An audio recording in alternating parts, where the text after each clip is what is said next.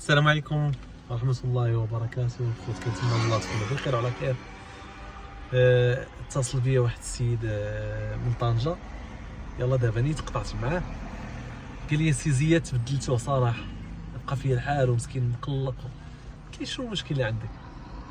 قال لي يا خويا، قال لي في الاول كنتيو كتعيطوا لي تعطيونا الخاطر، كتكبروا بينا، كاين حتى تعطيونا وقت اكثر من الوقت ديالنا، السلعه كتوصلنا في الوقت، بزاف ديال الحوايج. قال لي يا خويا دابا تبدلتيو علينا وكنحس براسي محقور وكنحس براسي مضيوم وكان كاع الاحاسيس مسكين حس بهم. قلت له سي فلان الله يهديك شنو واقع؟ قال لي يا خويا كنطلب السلعه كتعطل عليا.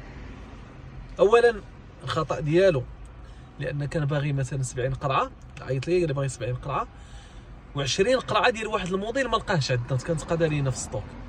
قال البنت، قال لها بلاتي ما صيفطي لي والو حتى توجد